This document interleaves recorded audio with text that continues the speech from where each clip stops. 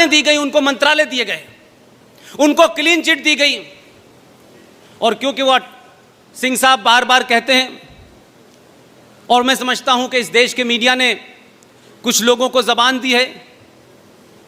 धन्यवाद करना चाहिए इस देश में RSN सिंह, GD बख्शी, सुशील पंडित जैसे लोगों का, जो टेलीविजन पे खुलेआम कहते हैं कि यह मुमकिन नहीं है कि भाई अंग्रेज आए थे, ईस्ट इंडिया कंपनी आई थी, ये गुलाम हो गया देश। समझ में आता था, हम तो पहले से गुलाम थे, हमारी हालत तो बहुत कमजोर थी। लेकिन मुझे दुख इस बात का होता है कि आजाद भारत के अंदर एक महिला आती है और पूरी पार्टी उसकी गुलाम हो जाती है। वो जायज नाजायज कर रही है, कोई रोकने वाला नहीं है, क्योंकि उसने एक ऐसा एपरेटस बनाया है कि सबको बंदर बांट की है। वो शंकराचार्य को भी रात में गिरफ्तार कर देती है, वो हिंदू टेरर भी क्रिएट करवा देती है, वो पाकिस्तान में अपना आदमी भी भेजती है कि मदद करो हमारी मोदी से हटाने के लिए। तो क्या वजह है हम उस औरत के बारे में, उस महिला के बारे में, हम कोई उसकी जाती शख्सियत पे नुक्ता चीनी नहीं कर रहे, हम उसकी जाती जिंदगी से हमको कोई लेना देना नहीं है। लेकिन क्या इस देश ने पूछा? ये वो देश है कि अगर एक घटना गाजियाबाद में हो जाती है तो पूरी पूरी सरकारों को कटघरे में खड़ा कर दिया जाता है, पूरा समाज अपोलोजिस्टिक हो जाता है, बैकफुट पे चला जाता है। लेकिन क्या आप किसी ने पूछा ये बात कि क्या ये कोइंसिडेंस है कि एक महिला इस देश में जब आती है तो कुछ दिनों बाद सास मार दी जाती है, देवर मार दिया जाता है, और तो और अपनी बेटी की शादी जिस शख्स से करती है, वो अच्छा भला बर्तन बना रहा था आपके पड़ोस में मुरादाबाद में, उसके खानदान में सब ठीक चल रहा था, उसके पिता की कमरे में लाश मिलती है, भाई होटल में मरा पाया जाता है, बहन एक्सीडेंट में मारी जाती है। क्या देश इसको नहीं पूछेगा कि ये कैसे मर रहे हैं? भाई नहीं पूछा किसी ने। उसी के दौर में आप सोचिए कि हिंदुस्तान के दो बड़े कद्दावर लीडर, उनकी पार्टी क्या है नहीं क्या है वो मेरा विषय नहीं है, वो देश के लोग थे, इस पार्टी में चले गए उस पार्टी में चले गए और आना जाना लगा रहता है।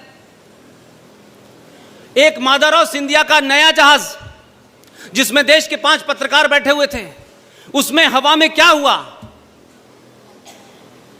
कि 5 लोग मारे गए, माधवराव सिंधिया की मौत हो गई। आप बताइए, मुझसे सारे लोग बड़े हैं, किसी अखबार में इस बात का सवाल उठा कि इसके ऊपर कमीशन बैठना चाहिए, जांच बैठनी चाहिए? यह सवाल ही नहीं उठा। उसी पार्टी का दूसरा कद्दावर नेता राजस्थान जाते में सड़क में मार दिया जाता है, भूतपूर्व गृह मंत्री होता है राजेश पायलट, इस पे सवाल नहीं उठता, इसके ऊपर कोई कमीशन नहीं बनता। लेकिन जस्टिस लोहिया की मौत कैसे हुई थी, उसमें एजेंडा था, उसके लिए पूरा देश चिंतित था। और अब तो पूरी दुनिया के सामने सबको पता चल गया। आप ही के बीच में से लोग उठे और उन्होंने कहा कि ये जो थ्योरी चल रही है, इस थ्योरी के अलावा भी एक थ्योरी है, उस थ्योरी को कनेक्ट किया और कनेक्ट करके एक किताब लिख दी।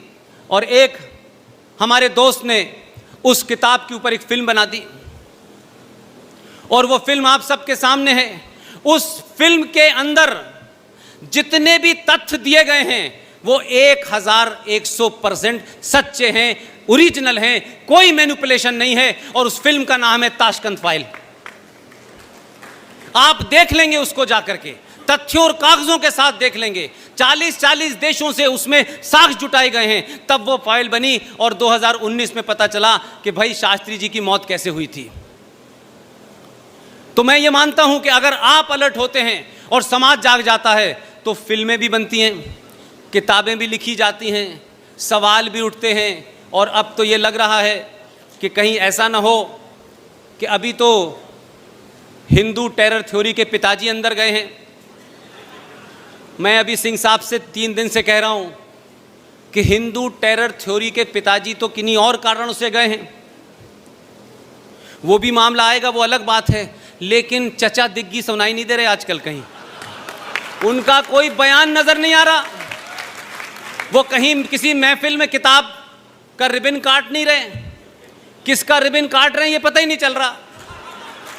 तो सवाल यह है कि जब सत्ता के पीछे शक्ति के साथ उसका समाज खड़ा होता है तो 370 भी हटता है, चिदम्बरम अंदर भी जाता है।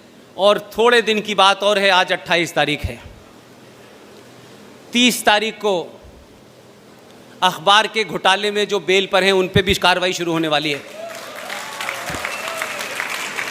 तो ये मत समझिए कि आप जो गलती पिछले कई सालों से कर रहे थे कि आपको तो वोट देना है, किसी को दे दो भाई, हमें क्या फर्क पड़ता है, इनको आना है उनको आना है। लेकिन पहली बार आपको भी एहसास कर दिया कि उनको नहीं आना, इन्हीं को आना है। आप अपनी इस ताकत को बनाए रखिए। और मैं जो देख पा रहा हूं, मेरे सीनियर जो देख पा रहे हैं, आप अपनी सनातन संस्कृति को प्राप्त करेंगे, उसकी शुरुआत हुई है। लिहाजा इसके साथ साथ आपको अपने अंदर अपने गिरेबान में झांकना पड़ेगा। ये वो लम्हे हैं कि जिस लम्हों में अगर आप कोई खता करेंगे तो 1000 साल के बाद तक नजर नहीं आएंगे, आप कहीं पता नहीं चलेगा। क्योंकि अब तक लोगों ने आपको, आपके इस पुरुषार्थ को, इस ताकत को समझा ही नहीं था। अब वो समझ गए हैं, वो दूसरी तैयारी करेंगे। आप ये ध्यान रखिएगा कि अगर किसी कारण से भी अपनों से गलती, हमारे लिए गलती, हमारा ये नहीं हुआ, उसका ये नहीं हुआ, ये स्थिति इस देश में 500 साल तक बना के रखनी है कि इसके अलावा, इस सोच के अलावा लोग सत्ता पे न बैठें। 2 घटनाओं का जिक्र करके मैं अपनी बात को आगे बढ़ाना चाहता हूं। बोर हो रहे हो तो बता दीजिएगा।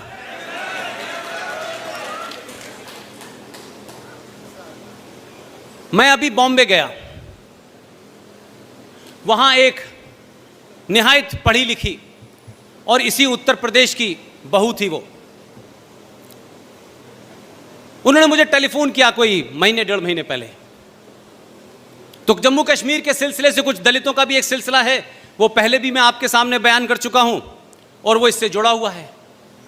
तो जब भी जाता था तो मैं उस घटना को बताता था और साथ साथ ये भी कहता था कि पूरी दुनिया में कोई किसी से कितनी भी नफरत कर ले, लेकिन वो नफरत, उस नफरत को संवैधानिक तौर पे जस्टिफाई अगर कहीं किया गया है तो वो है जम्मू कश्मीर। उन्होंने बहुत सारी चीजें सुनी। उन्होंने बॉम्बे में बहुत लोगों को बताया कि 1957 में जम्मू कश्मीर के अंदर 200 वाल्मीकि लोगों के साथ क्या हुआ। पढ़ी लिखी डॉक्टर हैं, बहुत पढ़ती हैं, संजीदा हैं। तो बड़ी मायूसी के साथ उन्होंने मुझसे कहा कि पुष्पेन जी, क्या मैं आपको भाई कह सकती हूं? मैंने कहा कहिए, इसमें किसने रोका है आपको भाई? बोली मैं आपको राखी बांधना चाहती हूं। मैंने कहा 15 अगस्त को मैं मुंबई में होऊंगा, आप मुझे वहीं राखी बांध दीजिएगा। जो बात उनसे मुझे करने के बाद पता चली, शक मुझे हल्का सा था, लेकिन क्योंकि वो ज्यादा किताबें उन्होंने पढ़ी, क्योंकि उनका वो एरिया है, उन्होंने कहा पुष्पेन जी, मेरी एक मुहिम चल रही है, मैं आपसे उसमें मदद चाहती हूं। मैंने कहा समाज के किसी भी ऐसा काम जिसमें समाज जुड़ जाए, आप रात के 2 बजे भी कहेंगी तब भी मैं हाजिर हो जाऊंगा। जो इंपॉर्टेंट बात है जो मैं आपके सामने कहना चाहता हूं, अगर किसी को दिल को चोट भी लगे तो मुझे माफ कर दीजिएगा, क्योंकि इसमें मेरा कोई हित नहीं है, मेरा कोई एजेंडा नहीं है। मैं उस समस्या से जूझ रहा हूं, उसकी निटी-गिटी को समझ रहा हूं। ये जो हमारे वाल्मीकि लोग हैं, जो दलित लोग हैं, ये सूअर क्यों पालते हैं? मैं चाहती हूं कि अब ये सूअर ना पालें। मैं उनकी बात को समझा नहीं। फंक्शन ख़त्म होने के बाद मैंने अपने कहा कि मेरे होटल में आ जाइए। उनके साथ में 3-4 और लोग भी थे। उन्होंने बड़े विस्तार के साथ मुझे ये बात समझाई, और उस पूरी बात में मुझे लगा कि क्या इतने बड़े सैक्रिफाइस को, इतने बड़े एक ऐसे समय में जब आप खुद खतरे में हो, आपका समाज खतरे में हो, आप उससे समझौता करने की जगह आप उससे लड़ने की डिवाइस निकालते हैं। यह बहुत कम होता है। यह बात अलग है कि जो अब्दुल्ला हैं कश्मीर में, वो मुसलमान होने का दावा तो 300 बार बताते हैं, लेकिन इस बार उनकी हिस्ट्री निकाली मैंने और ये पूछा कि अब्दुल्ला साहब आप बताइए 1722 में आपके जो पूर्वज थे उनका नाम क्या था। अब उन्हें पता है, ये बात अलग है कि पब्लिकली नहीं बताते। ये अब्दुल्ला फ्रॉड, इसके पूर्वजों का नाम 1722 से अगर निकालें आप तो उनका नाम था राघो राम। अब जिन लोगों ने 2 रुपए किलो चावल और तलवार के जोर पे अपना धर्म बदल लिया, अपना नाम बदल लिया, वो किनको प्रताड़ना दे रहे थे, इस रेफरेंस में ये बात कहना चाहता हूं। तो पता ये चला कि ये जो दलित समाज है आखिर ये सुअर ही क्यों पालता है। ये तो हिंदू लार्जर फैमिली का हिस्सा था, लेकिन क्योंकि उस दौर में, उस दौर की बात बता रहा हूं,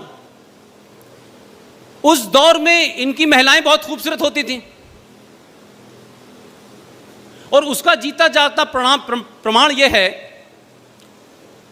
कि उन्होंने कहा कि उस वक्त यह रिवाज था कि जो भी बहू आएगी गांव में वो शुरू के 3 दिन तक शेख साहब के घर पे रहेगी और यह सिलसिला चलता रहा। उनसे होने वाली जो संतानें हैं उस दौर में, उन संतानों के बारे में आप महाराष्ट्र जाइए, डॉक्टर रेखा बंडवाल से मिलिए, आज भी वो संतानें शेख दलित के नाम से जानी जाती हैं। उस वक्त इन तमाम दलितों ने क्या किया, ये ताकतवर नहीं थे, लड़ने की क्षमता नहीं थी, समाज के बड़े वर्ग ने उनको अलग थलग कर दिया था। इन्होंने कहा कि हमारी बहू बेटी शेख साहब आपकी 3 दिन के लिए दुल्हन तो बनेगी, लेकिन क्या हमें यह इजाज़त है, क्या हम ये आप इसकी हमें छूट दे सकते हैं कि जो हमारे कुल देवता हैं उसकी हम पूजा करने के बाद इसको हम आपके सुपुर्द कर देंगे। उन्होंने क्या किया कि पहले कुल देवी की पूजा की, उनकी कुल देवी थी, वहां जाके पूजा हुई और ये डिवाइस निकाली कि इस कुल देवी की पूजा में सुअर की बलि चढ़ेगी। तो सुअर की बलि दी गई और फिर उसके बाद क्या कहा गया कि हमारी कुल देवता की जो जानवर की बलि चढ़ती है उस जानवर के खून में, हमारे सबके घर में जब भी बहू आती है तो आपने देखा होगा दरवाजे पे वो महावर रखते हैं थाली में, उसमें वो पैर रखती हैं और फिर घर में चलती हैं। यही रस्म है कि नहीं है? उन लोगों ने कहा कि जो बलि है जानवर की, जो हमारे कुल देवता ने ली है, हमारी ये बहू इसके खून में अपने दोनों पैर गीले करेगी और जिसके भी घर जाएगी ये ऐसे ही जाएगी सबसे पहले।